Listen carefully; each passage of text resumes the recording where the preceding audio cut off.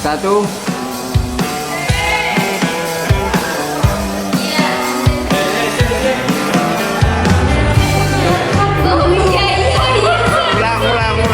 Ulang. Katanya mau diam dulu. Ya.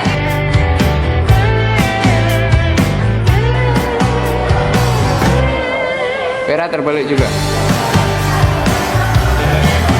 Satu. Selamat siang, Dok. Ya, siang.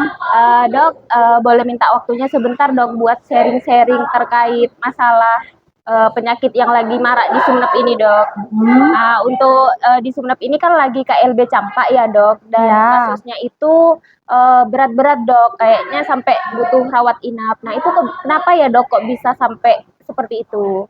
Ya, benar sekali ya, Mbak Vera. Jadi sekarang Sumenep sedang KLB campak. Bahkan tidak hanya di Sumenep, tapi juga di Jawa Timur, yang lain di daerah yang lain juga sedang KLB campak. Kenapa? Ya mungkin karena cakupan imunisasinya yang rendah.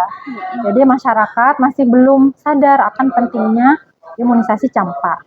Tapi sebenarnya ada lagi faktor yang menentukan terkait dengan keparahan campak, yaitu suplementasi vitamin A.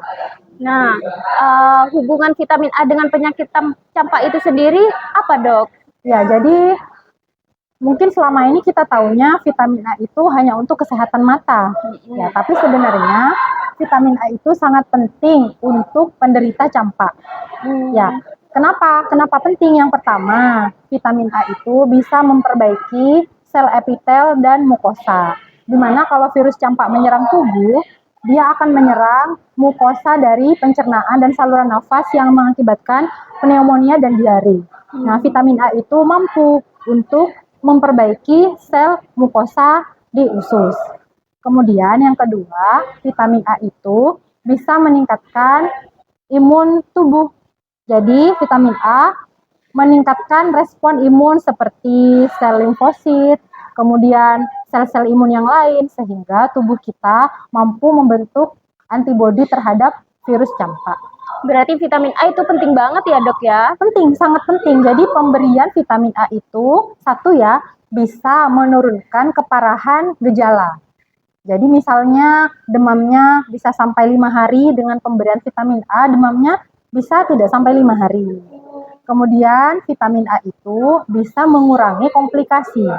Ya, jadi terjadinya pneumonia, terjadinya diare pada kasus campak, dengan pemberian vitamin A akan bisa menurunkan resiko komplikasinya. Yang ketiga, bisa juga menurunkan resiko kematian. Bahkan menurut WHO, pemberian vitamin A pada kasus campak bisa menurunkan resiko kematian sampai 50%. 50%. Iya. Oke, berarti vitamin A itu dapat mencegah penyakit campak ya, Dok ya? Bukan seperti itu. Jadi kita harus paham konsepnya ya. Jadi vitamin A di sini tidak bisa menggantikan fungsi imunisasi. Jadi tetap untuk pencegahan kasus campak, tetap dengan imunisasi ya. Nah, vitamin A ini diberikan hanya kepada orang yang benar-benar secara klinis terdiagnosis campak. Jadi fungsinya adalah untuk menurunkan keparahan dan komplikasi.